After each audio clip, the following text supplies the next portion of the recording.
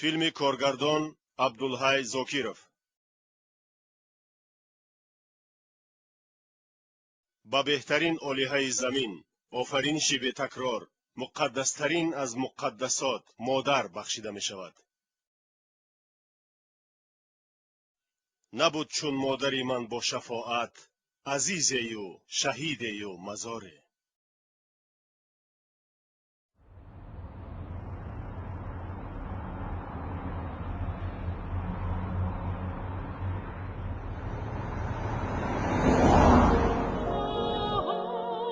مؤلفان سناریو: آرزو ایسایف، عبدالحی زاکیرов. در نقش‌ها: صباحت قاسیمова، فیروز عمرов، شیرالی عبدالقیسов، یولیا اویماتова. مهمانان عزیز، تاجیکستان خود یک کشور خیلی زیبای افسانه‌ای است. این کشور از قرن عصرهای طولانی گسترش یافته است. در این کشور جایهای تاریخی، افسانه‌ای، جایهای مقدس خیلی زیادند. حاضر ما با یک چشمه مقدس می رویم که چشمه مادر نام دارد. چشمه مادر؟ چشمه مادر.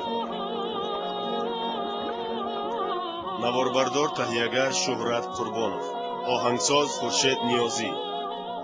این قصه بسیار حزن‌انگیز است. قصه یک زن تنها و بیچاره، قصه یک مادر زار. آن زن سالهای جنگ بزرگ وطنی شوهرش را از دست می‌دهد و یگانه پسرش را با عذاب و مشقت، با دشواری‌های گرسنگی کلان می‌کند. با مرور ایام چون فرزندش به وایه می‌رسد، مادرش را تنها گذاشته دنبال هوای و هوس‌های جوانی ایها را ترک می‌کند. هرچند مادر بسیار آرزو می‌کرد که یک روز نه یک روز پسرش از در می‌دراید، اما پسری سرمست هیچ سراغش نمی‌کرد. سالها می‌گذشتند و ولی مادر بیچاره از رهپایی‌های بیهوده نه بهار را می‌دید و نه تیره‌ماه را. حتی از درد پایهایش که از اثر زمستان قارتون سوزش میکرد فراموش کرده است. چشمان مادری بیچاره از رهپایی‌های فرزند گمگشته‌اش احیان خیره میشد. مادر رنجور حتی در کدام شهر بودن پسرش را نمی‌دانست، زیرا او از خود هیچ خبری نمی‌داد.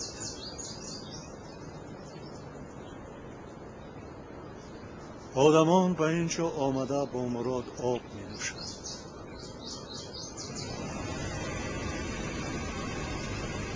انا مهمانان گرامی، اینجا چشمه مادر است. مرحمت فرایید.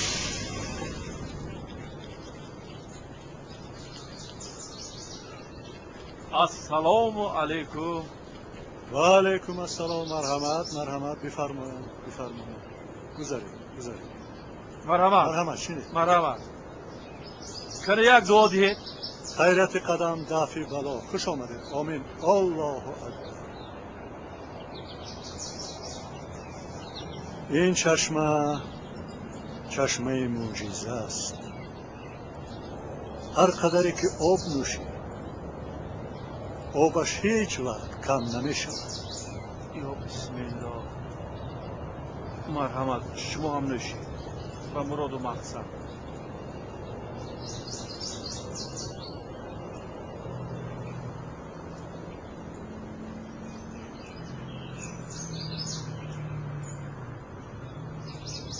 اگر با دقت به این چشمه نظر افکنید، شما در آن عکس مادر را می‌بینید.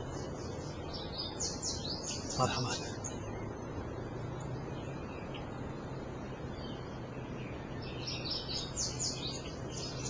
احیان سیمای مادر در آب زلال چشمه پیدا می شود.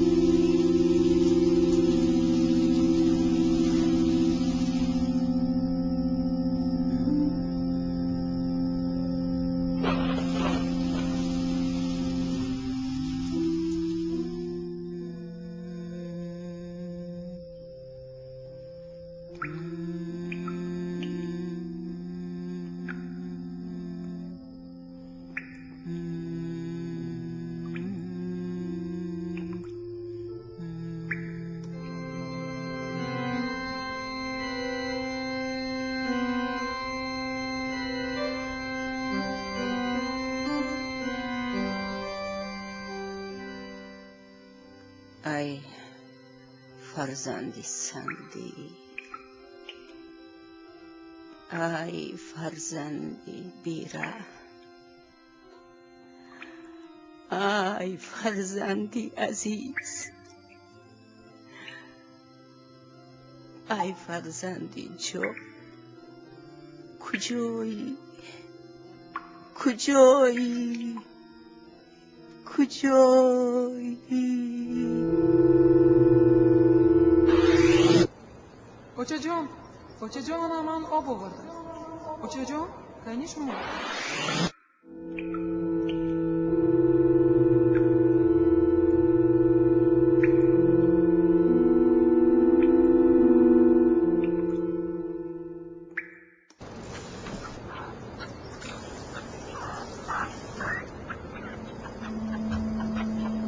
باز یک سال دیگر بگذشت. یک سال بی فرزندی، یک سال پر از درد، یک سال پر از غم.